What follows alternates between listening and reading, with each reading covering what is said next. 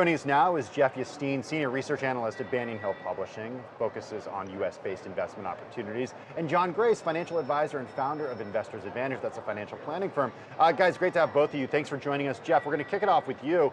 You've made the argument that Apple is now a value stock. Tell us why. Well, you know, when you look at the second quarter of last year, Apple was trading at a PE value of above 18, which is one of its highest ever in the last decade and a half or so. As we're now, the stock is trading at a PE of roughly 11 and a half.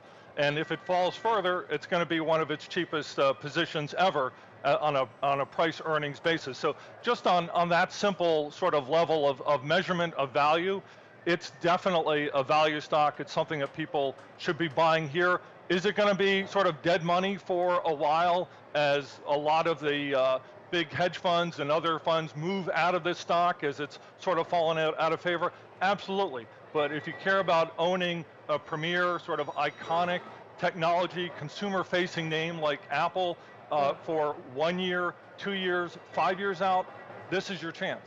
Interesting, Jeff, and a lot of top firms out there like Goldman Sachs yesterday even thinking that this stock can fall more from here. John, we want to bring you into the conversation as well. Are you buying or are you selling Apple? Well, there's no stock I particularly like to buy or sell because I don't know that any good company might turn into Enron at the middle of the night. So, who knows? But I do think that Apple has further to go. It's probably a good buy at this point. Nobody knows until the story unfolds. But Apple has its own degree of issues. There's no question about that. I mean, not only do they have a China problem, they have a sort of an inventory problem. The prices of their phones for people in China are 3 times more than the competitors that tend to be better or perceived with higher quality or the same quality with more features. They don't seem to break down. Young people seem to be very partial to Android phones from all stripes as opposed to their parents' phones. And the kids think the parents are buying phones because the parents don't know how to work the phone, so they need a stupid phone so the parents can work them and then show it off. So they've got some issues. There's no question about it. Jeff, what do you make of the argument that Apple is past its prime in terms of innovation? Basically, the iPhone era for the company was its peak, and unless it comes out with something truly game-changing like it did with the iPhone more than a decade ago, it's basically no longer what used to be. Well, certainly, every company, Apple included, they have to keep their eye, on that big prize. The iPhone is certainly, the majority of its profits, so it's very, very important. The China market is very important. But look at how much cash this company is generating. If you're buying that stock now, you're getting a dividend yield of above 2%.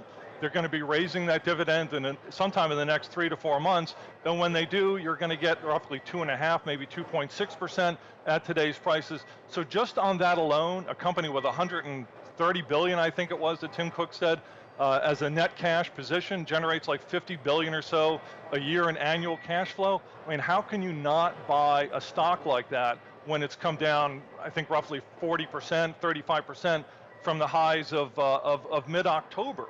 So in that respect, Apple, if they just keep executing on what they're doing, they're on the process of doubling the amount of revenue they bring in, profits from their services business. They had record revenue from the services side across all geographies that they sell into.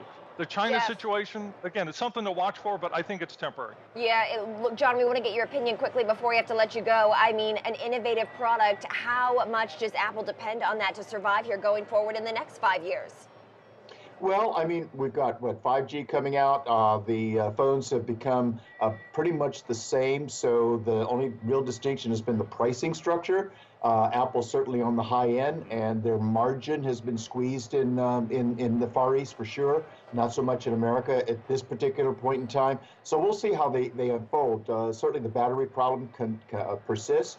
And they haven't come out with anything really new, and a lot of people just have saturation, kind of like PCs back in the day, right? Where you just had to have one, you couldn't get enough of them, and then all of a sudden the sales stopped. Look at Nike, by contrast. Their market share is rising, their profits are rising.